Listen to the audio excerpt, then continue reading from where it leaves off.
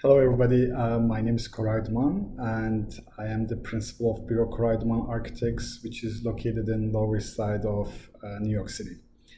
And I'm here today with Design Milk for DMTV's Milkshake. Today, I'm here with Milkshake to answer some of the questions that they have. Have you ever witnessed a really fascinating example of a building telling people how to best interact with it or changing behavior in a positive way?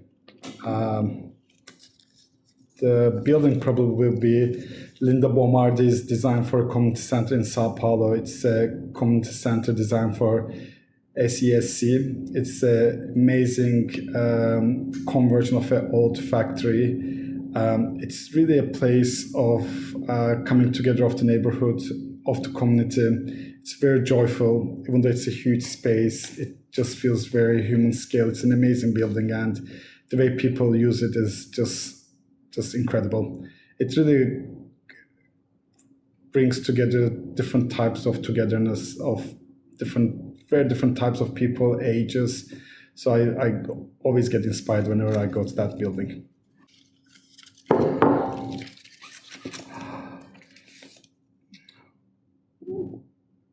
What is special or particular about designing spaces where people view or interact with artwork?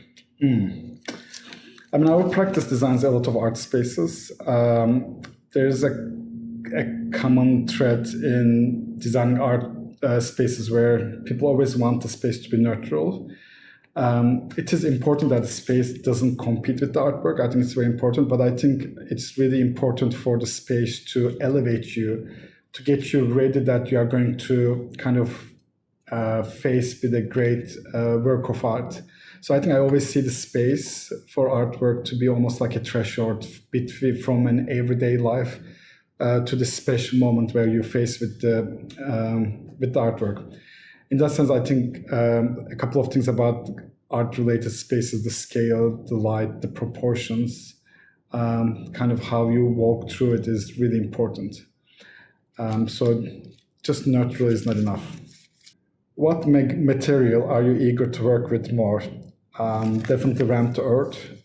It's a material that's not being used. It's a process that's not being used in Northeast a lot. And in upcoming projects, I would really love to work with it. The next one. What cliché about architects do you find to be most accurate? Dressing monocolor. We tend to always dress black and white. And if it's another color, it's usually only blue.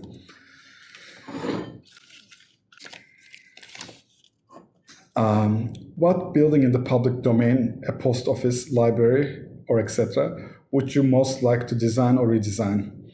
I would love to design a community center. I think that's something that's really important in cities right now, to have a place where community, the neighborhood can come together. So that will be my choice. What is making you hopeful these days? My daughter. She's 3 years old, and the way she sees the world is amazing. A lot of things we take for granted. It's the first time she's seeing it. So the excitement that she has, and also the questions that she asks about, like why certain things are a certain way, why we do certain things differently. I find it very refreshing, and I'm very hopeful about how they radically look at the world with new eyes. What is the last thing you experienced or viewed that was deeply inspirational? I think the last thing that I saw that was deeply inspirational was in late April. We were in Venice Biennial, and I saw the American Pavilion. It was not created, but it was by the artist Simone Leigh.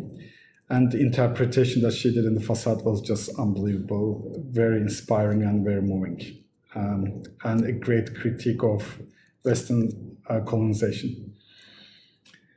And I think this is the last question. Let's go for it. Oh, this is a long one. You recently moderated a Center for Architecture talk on decentralizing the brick and mortar of the institution. What was the most powerful idea you encountered there? We have an ongoing conversation at AIA Center for Architecture And the idea came from really looking at what the institutions are going through.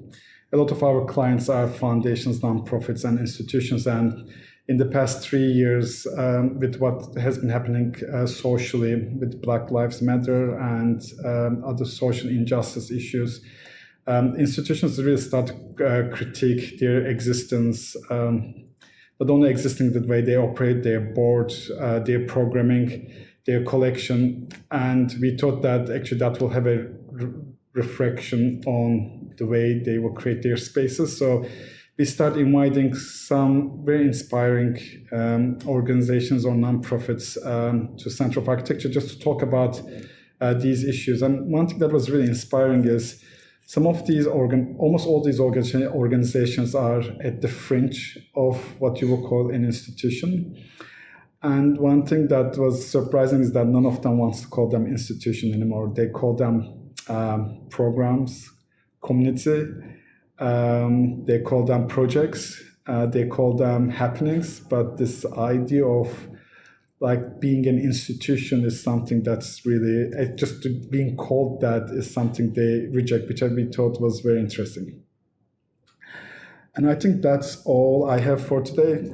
I hope you enjoyed my answers, and I hope to see you all again. Thank you.